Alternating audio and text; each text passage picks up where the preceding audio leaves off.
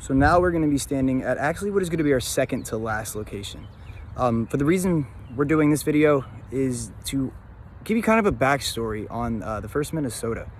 Now, I have just begun studying them, so I'm not 100% entirely sure of the whole story, but Tim is. And it's going to serve to help if Tim can really give you an idea of who the 1st Minnesota is before we actually talk about what they do here and what happens to the 1st Minnesota here. Because if you guys are going to keep watching them, we know we go to Gettysburg and we go to all these different battlefields. So I do plan to have a series and quite a long podcast on the 1st Minnesota and what happens at Gettysburg. But before we even get to that, we have to go to the origin story. We have to find out what brought them here to 1st Manassas and formulates their baptism by fire. So Tim, I'm going to pass this off to you and allow you to do your thing. All right, thanks. My pleasure. Now, it is an interesting phenomenon. The regiment from way out in Minnesota is able to be formed and get here by the time of July of 1861. And part of the reason this comes about is the Minnesota's governor happens to be in Washington, D.C. during the Fort Sumter crisis. And when Lincoln calls for 75,000 volunteers, he's over at Lincoln's office offering a regiment for defense of the Union. And the 1st Minnesota is therefore formed. And it is formed at Fort Snelling in Minnesota, which is at the confluence of the Minnesota and Mississippi rivers, one of the oldest forts in the Union, and currently a site run by the Minnesota Historical Society. So if you ever find yourselves in the Twin Cities, it is definitely a place to go. The regiment is formed up of a bunch of hardy Northwoods men, a lot of lumberjacks and farmers, very sturdy Midwestern stock.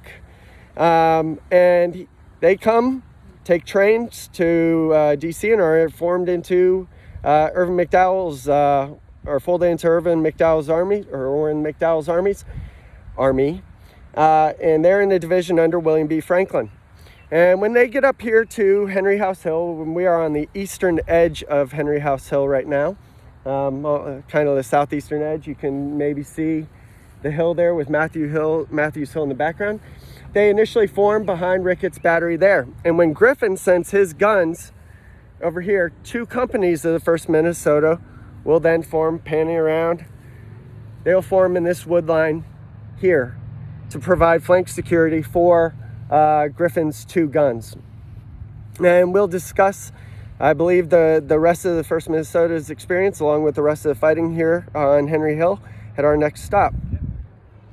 So again, guys, I'm really excited to be able to start bringing some more stories onto this page and have folks like Tim come on and share these stories about the 1st Minnesota. Yeah, a regiment that I don't have really any knowledge of, and maybe many of you don't have any knowledge of. It's bold of me to assume, but I mean, just not many people in Virginia or wherever you're watching from have those tangible stories to, connect to. So having someone like Tim that has that story and knows a little bit about it and can have that connection with it and then deliver all of that into a video here for you, I think that's something that's just, it's awesome. And it's able to really kind of shed some light on the differences of regiments that are coming in from different places here at a place like Bull Run, which was the first major engagement of the Civil War.